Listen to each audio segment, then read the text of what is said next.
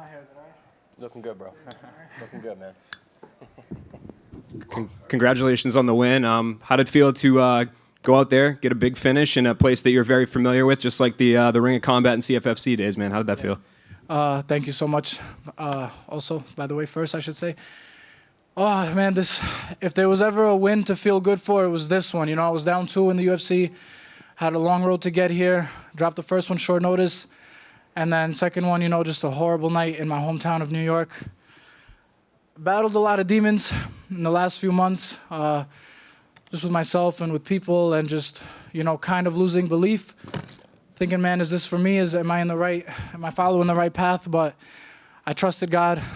You know, I got a great team, great people around me, and God is on my side always, man, and I believe that. So this was a really important win for me, and I'm so happy to have earned it against a really tough guy, man. You know, he was special operations, so that he's a tough dude for sure, but I just knew it was going to be my night. I worked so hard. You know, I went to Vegas. I was training with Aljo. Went to Miami. Shout out to, you know, Goat Shed and Killcliff. But, man, Serra Longo, we're the best team in the world, and I love these guys. And Aljo flew out 2 weeks before his fight to come see me and support me. This wins for all of them. This wins for all of them, I got to say. It's not for me. It's for God and for my team. You talk about the struggle after the Madison Square Garden fight. I guess, how'd you get through it? What kind of mental conclusions did you come to kind of persevere and be here tonight? Look, like I said, I believe in God, and I believe God's plan is always greater than ours. And at the time, we might not see it, but the things that happened a few weeks after, where my life ended up, it showed me that everything happens for a reason, and I'm right where I need to be, and I'm going right where I'm supposed to be. So, and that's to the top, and I really believe that. This was just a taste of what I can do. I was a little stiff in there, of course. Like I said, dropped the last 2, so I was a little tentative in the beginning, but it's just straight to the top, man. And hard work pays off, and I'm going to keep working hard. I'm 26. I'm getting better every fight. I'm going to keep showing that, and I'm going to be super active. And I got the best job in the world, man. I fight people. I beat people up for a living, and people love me for it, and I don't get in trouble. So I really can't complain. What do you feel like you did differently this time maybe than the first 2 times we saw you? I was a little more patient earlier in this fight. Just seeing things, picking my shots instead of wanting to just go take the guy's head off. And I controlled my emotions in there. You know, if I get hit, sometimes, like, maybe it's the Albanian in me or growing up in New York. I just, you know, if I get hit, I want to take the guy's head off. So I was like, all right, he got me. I'll be patient. I'll get you back. And then I got him. And getting your first UFC win, getting a finish, do you feel like going forward you'll be more comfortable now? Like, we always hear fighters talk about UFC jitters and stuff. I don't know how much you feel like the last couple were mental for you, but do you feel like going forward this will be an encouragement? Yeah, absolutely. Ray just said to me as we got to the back, he's like, does this feel better than losing? You know, I was like, man, hell yeah, this shit feels better than losing. So he was like, let's keep it that way. So again, like I said, I'm 26 and I'm only learning. I love the sport of MMA. I love the whole concept behind it. So just getting better every day. And I promise you, every fight that I'm in there, you're going to see more polished, more patient, and composed than is Buzukja. And you mentioned it a minute ago, but Aljamain's fighting at 300. Huge fight against Conor Matthews' teammate, Calvin Kattar. What does it mean for you, though, that he was here, too, that he would take time out and help you out? What does that say about your team? Yeah, like I said, man, we're brothers. We're brothers, and I said this win is for them. He fully believed in me, and this was a very last-minute switch-up. You know, this whole change-up happened Monday morning that he wanted to come out. So, you know, we were training together in Vegas. It's like teammate versus teammate type of thing. And I told him, I was like, man, I'm going to spark it off for us. And we were both coming off losses, and this is a premonition of what's to come. Aljo's going to beat Calvin Kattar in 2 weeks, and I'm going out to corner him right after this. So no injuries, thank God. I don't feel anything. Maybe my shin a little bit from kicking him, but I'll fly out ASAP, no Rocky. That's a little New York joke, but I'll fly out ASAP and I'll help him out to finish up camp for his fight. Thanks, brother. Congrats, bud. What's up, my brother? How are you? Good, man. So when we talked earlier in the week, you said last time out you almost manifested that knockout at Madison Square Garden. And this time you were not on the receiving end, you were on the giving end of a knockout. How did you manifest this one? Like I told you, man, I felt free going in there. You know, I don't know if you saw me, but I was singing to my walkout song. I felt at home. I felt like this place is mine, you know, this cage is mine. Like, I belong here. And I told myself that, and I believed in that. And, you know, I tell myself, too, like, there's 2 things in this world. It's patience and belief in yourself. And you have those 2 things, as long as you keep going, then really nothing can stop you, you know, only yourself. And if you believe in God as well, that's above anything. So I with all that being said, I manifested the win this side. You know, I learned from my losses, and I came back on the better end. And then you also said, you know, weight-wise, energy-wise, and it was very apparent. You were buzzing all week. You were doing much better than normal. Was that mental too, or did you do anything different physically to cause that? Man, this game, people say it's 90% mental. This is a 100% mental game. It's all mental, man. It's all mental. I just went back to remembering when I was in the amateurs and coming up as a pro. Just what got me here was really loving what I do and loving getting better every day and just being happy every day. And it really comes down to that. Like, just going back to what you said, it's all mental. This whole game is mental. And then the rumor is Newark maybe in June. Is that too soon, or, you know, typically UFC comes to MSG around November? Do you want that redemption? I'm definitely going to get that one back at MSG. That's a must for a personal, personal thing growing up in New York. That's a must. I got to get a big win at MSG.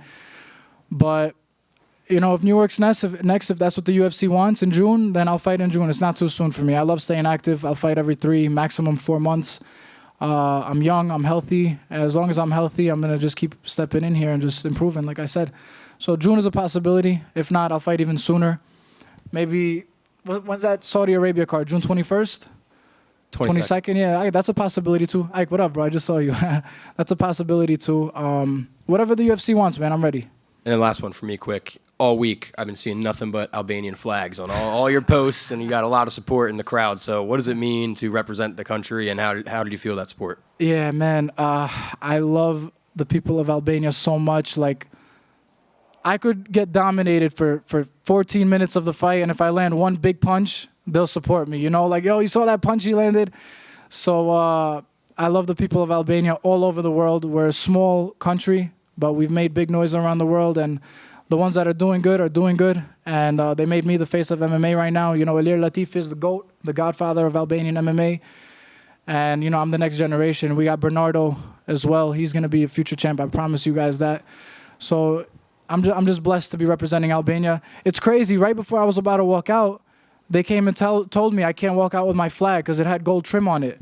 And they were like, only the regular, it's just gold trim, bro. I didn't understand, but I couldn't walk out with it. I was like, man, you're going to get me crucified by the Albanian people. I was like, shit. No pun intended. Yeah, no pun intended, yeah. But I was like, fuck it, man. It is what it is. You know, I got a job to do. And Ray said, he was like, man, just put your hands on this guy and the hands will talk for themselves. So I hope they're okay with it. Hey, Dennis, right here. Congrats on the amazing finish. As time went on, you started to land your hook a lot. What were you seeing in there from him to be able to land that? Yeah, actually, we saw that in tape. I never watched tape on my opponents, but this one I was like, Aljo kind of forced me to watch tape, and my coach said, man, he broke down some tape on him. And I have a good check hook. That's usually my go-to from boxing. So every time he was going southpaw, he would reach with his lead hand, and I just kept, coming over the top with it. And I just knew they're going to add up. And then outside of his peripheral, the ones you don't see coming are the ones that hurt you, and that's what hurt him. So I just kept being patient. I just kept seeing the shot. And I was going to work off of it with the backhand, but, I wasn't getting greedy. And that's something I changed up too, like I said, with not getting emotional. And you mentioned that you felt free and flowing in there. How on point did you feel? Like it looked like you were able to time a lot of his attacks. Yeah, the whole camp we've been working. I've been working with Salman and Aljo. The main thing they said is just trust your eyes. Trust my eyes. I have sharp reflexes, and they said just trust them. So I was just being patient, just seeing what's coming at me first, and then finding my openings and just picking them apart. And I got a little emotional. I let myself get into a little bit of a dogfight. Sometimes thinking a little too much, but once I let it go, I saw I was connecting. And then the third round came, and Salman told me, who wants this shit more? Third round comes down to heart. And this was do or die for me. And I said, this 5 minutes, man, that changed my life. And I fucking went out there and I did it. And lastly, with it being Holy Week and Easter weekend, how much of a boost did that give you? You've mentioned a lot about God in the post-fight so far. Thank you for that question, man. It's crazy. When I got the fight, I didn't know it was Holy Week and Easter was tomorrow. So when I found out, it just felt like almost like it was meant to be, and I was kind of joking. I was like, Jesus resurrected tomorrow on this day that we celebrate. And this is like a resurrection. This will be like a resurrection in my career. I dropped 2 and I'm coming back out on top and I'm resurrecting my career. So it just felt kind of poetic with everything. And again, I just felt it from God. You know, I told Jake early in the week, like something just feels different this fight week, and I just truly believe it was God, and this is what I'm meant to do here. That's awesome. Congrats. Thank you, brother. Thank you so much. A lot of baklava tomorrow. A lot of baklava, yeah. I'm going to the Bronx tomorrow, man. I told my family, I was like, God willing, I'm okay. I get out of here, okay. We're going to the Bronx. We're going to Arthur Ave, and we're hitting all the Albanian spots, you know. So definitely a lot of baklava. My mom makes the best, by the way. My only fight question is, I was sitting next to a fellow media member. Shout outs to the Oven Pod, Franco. I was saying if this fight stays on the feet, Dennis is going to knock him out, because I know you train with a close friend, Rizadi, I believe, the undefeated Albanian boxer. Rashad Mati, yep. Oh, my mistake. Wow. Talk to me how much that has helped your boxing transition into the MMA side. So I actually grew up boxing in Brooklyn, in Flatbush, at Cops and Kids with Rashad. And I initially wanted to be a boxer, but there was just something about mixed martial arts where, you know, you have more weapons. Just the beauty of blending it all together really attracted me. So, you know, we would always joke growing up, and this is over like 12 years, I would say, 13 years. As kids, you know, we would say like Rashad will take over boxing and I'll take over the UFC. And now fast forward, you know, we've kept working hard and we always stayed in touch. And I still go cross-train with Rashad in Brooklyn boxing. And it's actually crazy, but Rashad's my brother. He just fought 2 weeks ago at MSG. He shined again. He's 15-0. I was supposed to be there. I actually bought tickets from him, but I ended up staying in Vegas to finish camp. You know, unfortunately, I couldn't be at his fight, but I was there in spirit. And I think he was out here too, actually, for my fight. Thanks, brother. Appreciate you. My one question was just to dovetail on what he asked earlier in the fight. It looked like, from what we were sitting cage side, your opponent looked kind of fast, but you were timing him well, and he didn't seem to have much head movement. Is that kind of the same assessment, or? Yeah, absolutely. We knew he likes the pressure, but when he pressures, he doesn't really control the distance as good, and he's very susceptible to getting hit in between shots. I didn't want to get into a firefight, you know, because he is pretty big, but and of course, one punch can change everything in this game, but I knew that he would overreach and find himself susceptible to getting hit, which is pretty much exactly what happened. Once I got my timing down, it was pretty much all she wrote. Like, once I get my rhythm, it's pretty much I'm game on. Awesome. That's it. Yeah, thank you guys so much. I really appreciate you all. Thank you guys.